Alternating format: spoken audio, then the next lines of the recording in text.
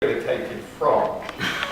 But I'm not sexuality, but more than that, we had our reasons. As Goethe said, what more can a person gain in life than that God nature reveals him acquainted? And he, Hoffman, also says in later life about his early discoveries, my investigations of consciousness-altering compounds, among which LSD has become world famous, led me to the problem of the connection between consciousness and matter. That is, between the inner mental and the outer material worlds. This is the problem of reality, which evidently comes into being in the interrelationship between inner and outer worlds. End quote. Now, the history of science, as I understand it, is largely separating what actually is and what really goes on from what we used to often superstitiously believe to be actuality. And that was, in the West, largely religion, vitalism, a doctrine that life and the functions of living organisms depend on a non-material force or principle separate from physical and chemical processes. Now, we don't want to turn the clock back to that, but to allow psychedelic science, as I call it, to occupy its proper space. I think to be rehabilitated, the scientific approach has to be tackled. We are occupying, I think, in psychedelic science, the in-between ground, as in the First World War, an uncomfortable place, the no man's land between the trenches of spiritual belief blended with visionary mysticism and big gun, hard-assed materialist scientists. So we have to have a little look at modern science and its prosecution, how it is itself evolving and where it's at. Raymond Tallis, the polymath and philosopher, unafraid of Stephen Hawking, said recently in The Guardian, 27th of May, science is in a mess, and especially physics. It fails to accommodate conscious beings. The attempt to fit consciousness into the material world, usually by identifying it with activity in the brain, has failed dismally. He adds, and then there is the mishandling of time, which we will come back to if we have nothing. After I turn to psychedelic consciousness, but with apologies, I just have to point at this enormous failure of science and ask, what is consciousness? What the heck is consciousness? How does it work? I'll ask you all to think about it because we need intelligent answers. How can non-physical minds interact with material brains? For 17 years, I worked with inside of Newton's apple tree, outside of Trinity College Great Gate in Cambridge. No, not the original, as explained to many tourists. They keep seedlings growing from the original tree. But I don't know. It took his towering, gigantic genius to ask the obvious, why gravity? So why consciousness? Mind? What the heck is going on? Not how he would put it, I dare say. But you get the point. It's what we live in, all around us. Is it real? How senseless is that? It's where we act, feel, love, fear, desire, hurt, dream, imagine. So what is it? Newton dared to question the obvious, and I think we must. Is it a dimension, a force, a mind field? Mind at large, as distinguished writer and intellectual Aldous Huxley had a tell, and visionary poet William Blake, which leads us to, without a filter restricting us to the mundane, is it the doorway to the infinite? Is each one of us potentially mind at large, in touch or capable of being with a much larger reality, with what has been called a cosmic consciousness? Huxley conceived of mind as permeating the universe. The function of the brain, then, is to filter down this mind at large to a manageable proportion for day-to-day existence. So rather than being the source of consciousness, as seems to be the dominant understanding of science, the brain acts, as was referred to by an earlier speaker in the previous session, as a sort of receiver for consciousness, much as a radio antenna acts to receiver for radio signals that are all around us. However, Huxley believed that we are capable of receiving much more of mind at large than we normally do. And this is a source of spirituality and enlightenment.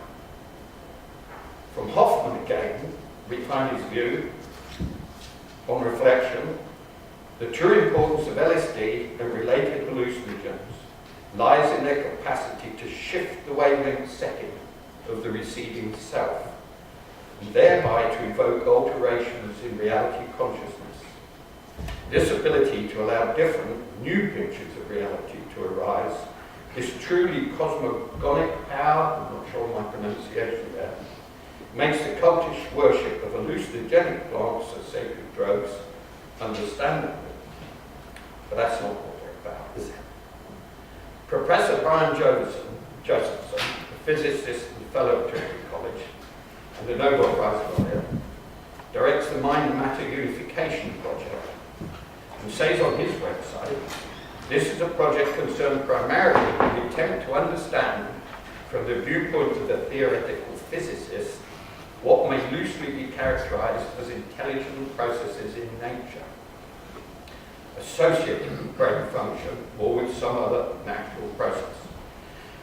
Should we then flirt with panpsychism, with the ascription of reflective consciousness to animals and plants? Perhaps Prince Charles then right or wrong. Is it to be understood as spread out curiously everywhere in nature, rather than the possession of only human beings? And peering without, rather than within, what is going on when consciousness is meat, like yours and mine, right now? Another Nobel laureate physicist, Saul Perlmutter, is a man who observed supernova and came up with the growing universe, says his favourite neurons are in the human brain. Quote, I get a kick out of the way our brains work together with others' brains, what people invent and create together. No individual can do by themselves. So we're definitely not alone in our much fought over no man's land. I'll leave it with you if you want to take sides, but please come up with more than consciousness is a function of brain activity. Peering further into the murk, as I tried to do, there are two erudite thinkers and experimenters I've come across, so we have a couple of giantish soldiers for me to clamber up on. Rather more recent Cambridge-minded Newtons to have a go is Rupert Sheldrake, a lifelong scientist with this excellent academic pedigree, took a double first-class honours degree, studied philosophy and history of science at Harvard, before returning to Cambridge, where he took his PhD in biochem. Now he lists the top academic posts and many published work is obviously as cracked as fruitcake and as unscientific. Judge for yourself. You can see him debating with ethnobotanist and super psychonaut, I call him Dr. Terence McKenna, on YouTube. Sheldrake says a kind of consciousness extends beyond humans. Some philosophers, quote, some philosophers explored the idea that all self-organizing material systems have a mental as well as a physical aspect. Their minds relate them to their future goals and are shaped by memories of the past, of their past, both individual and collective. The relationship of minds to bodies is more to do with time than space. Minds choose among possible futures, and mental causation runs in the opposite direction from energetic causation, from virtual futures towards the past, rather than from the past towards the future. I feel as though I perhaps should take that again more slowly. This is from his latest book this year, 2013, The Science Deluge, Freeing the Spirit of Inquiry. I think it's worth noting that subtitle, which critically examines how dogma is taking over the sciences. They, quote, have lost much of their vigour, vitality and curiosity. Dogmatic, fear-based conformity and institutional inertia are inhibiting scientific creativity. So it might be obvious to you all where I'm going with this line of argument. This is where we come in with breaking convention, rejecting dogma and reopening vigorous but scientific inquiry in the mud and shellhole splattered landscape between the dogma-loaded trenches. He, Sheldrake, and we all too, I suspect, particularly rejects the hidebound scientist's materialist orientation. From elsewhere we get, quote, psychedelics have brought us closer to an understanding of the human mind, as is evidenced by new directions in formal studies of the brain. Now that's from psychedelic pioneer Dr. Stanley Krippner, psychiatrist, a few decades ago, before going on to remark that the main impact of psychedelics from a scientific point of view was to get people interested into research into consciousness, not only with psychedelics, but, quote, with sleep, dreams, biofeedback, hypnosis, meditation, etc. Many of the very prominent consciousness research today, he says, though few will admit it, were turned on to this whole experience by the early acid trips in the 1960s. Krippner himself is still going, a distinguished alien American psychologist, and was a buddy of the Grateful Dead. Talk about having a thought, doing telepathy experiments with them. I call my old tripping generation psychedelic granddads, and grandmas too, of course, but rather too few are still yet prepared to come out and admit their past, often extramural psychedelic explorations. A few do. Steve Jobs has said there's nothing wrong with Bill Gates, a few good acid trips from a cure. That Krippner quotation actually comes from Peter Stafford, originally an underground press journalist, creator of the Psychedelics Encyclopedia, some of you may be familiar with, and an excellent short book, Psychedelics, published in 2003, which I'm taking that from.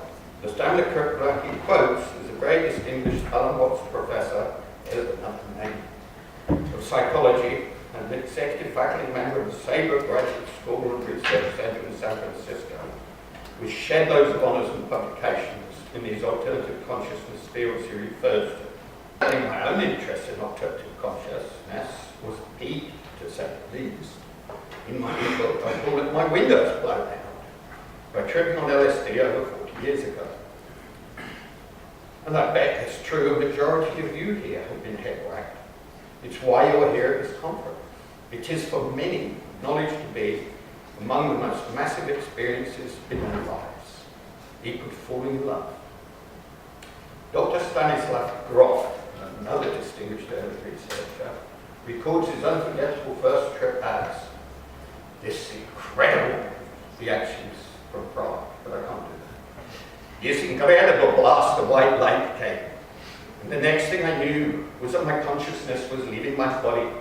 Then I lost the clinic, then I lost Prague, then I lost the planet, then I had a feeling of existing in a totally disembodied state and literally becoming the universe, experiencing it. There was Big Bang, there were all sorts of white holes and black holes. I think you'll agree that sounds quite unforgettable and worth following up.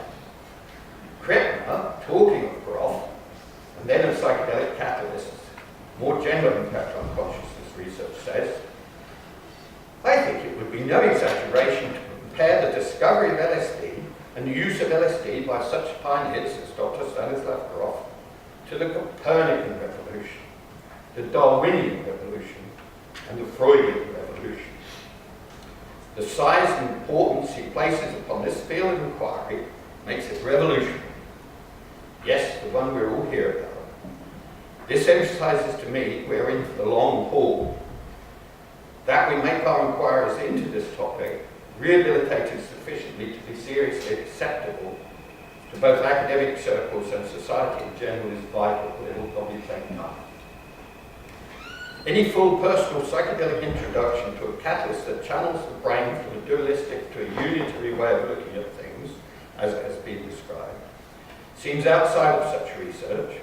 It introduces us to the majesty of the mystery of the mind's capabilities.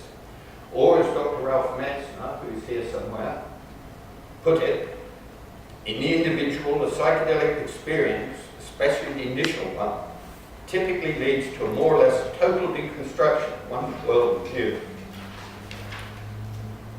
reality, and of social relations that we have come to accept through our upbringing and education. Then you can peer into the open possibilities, new choices, such as re-examining our ideas of the past, even of archaic history of evolution, such as in the works of particularly ethnobotanist Terence McKenna. He's my other giant, fortunately in an early grave. This public exponent of the potentialities of plant-based psychedelics, easily found on YouTube, is a record he left before he died. He was moving radically, way into the future, highly valuing personal experience, and with those generated by psilocybin mushrooms and ayahuasca in a shamanic context, he declared, "My testimonial is that magic is alive in hyperspace." And that space was reachable through the potential of the mind. Wow, that sounds pretty revolutionary to me. Without my own trips and personal experience, I'd consider it far-fetched, as many others without psychedelic experience do. But I have had that, and it was real, very real, as many of us here know very well. That brings us into confronting a perennial problem with discussing psychedelic and entheogenic topics that quickly rise to the distinction between those familiar with mind-manifesting transformative radical experience from ingesting catalyzing chemicals such as LSD, psilocybin, and DMT, and those without such direct and significant experience. This results in a standoff and misunderstandings and talking past each other, either side of this divide.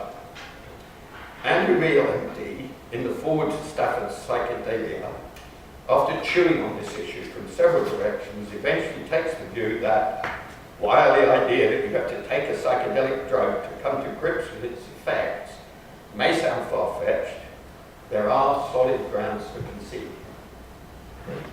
We know there are other techniques for achieving visionary psychedelic consciousness and have been for millennia. But the shortcut and convenience of brain-altering chemicals is the choice of mediums. Better science, more convenient. Peter Stafford himself says clearly how the best research and the best writing in the field have been done by people who have more than once exposed themselves to the effect of the agents they are dealing with. 40 years ago, we had a new professor at the Institute of Criminology, Nigel Walker, and he had a cocktail party in King's College, to which just 17 graduates were invited. And there was the chief constable of Cambridge here, full uniform. And I had a conversation with him about the law on drugs. And he said, well, what about the hard drugs? I understand cannabis, you students, but what about LSD? And I said, well, I've had LSD 200 times. And my pals around me, you could hear the intakes of breath.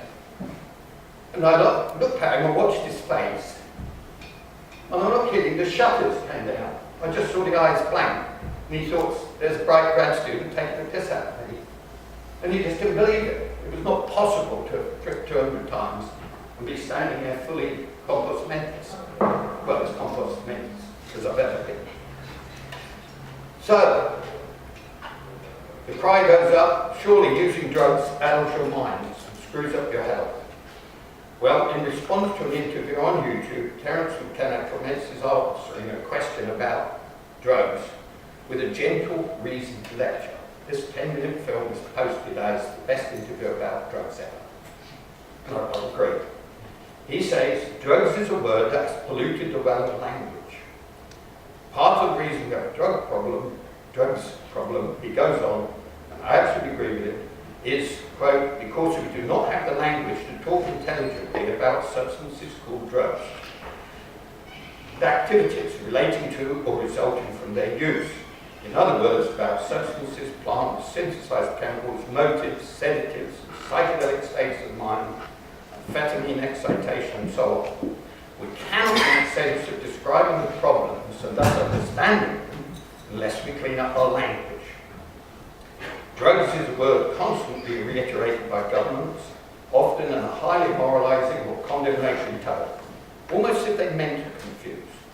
The media and society in general tends to tag along behind this headline word, making it impossible to think intelligently and creatively about particular substances, about abuse, availability for healing or curing, recreational, exploratory or harmful possibilities.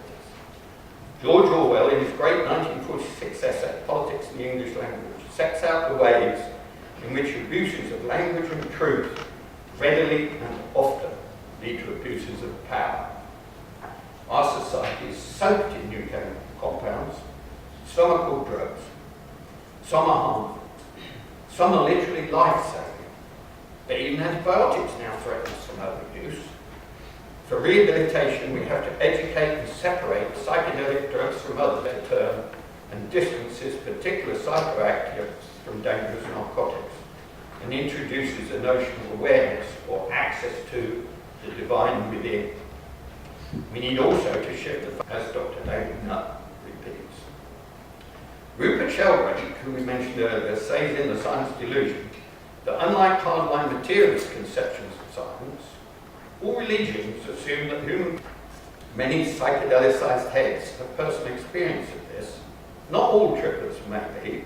It's a complex old business with many parameters, not least set and setting, but development, as it does his. Searching for altered states of consciousness or getting out of it, as Stuart Walter titles his excellent 2001, "A cold bush seems to have been left unturned, unsmoked, in the quest." Actual psychedelic experiences are rarer, they are transformative. Don't stop me! This is our dilemma here today. Society is saying psychedelic consciousness is off limits, not really there, invalid, not to be used in forming our understanding of the world. This badly needs rehabilitation. Henry Munn, Michael Harner's hallucinogens and shamanism. I won't go into it now, but he speaks of the mushroom experience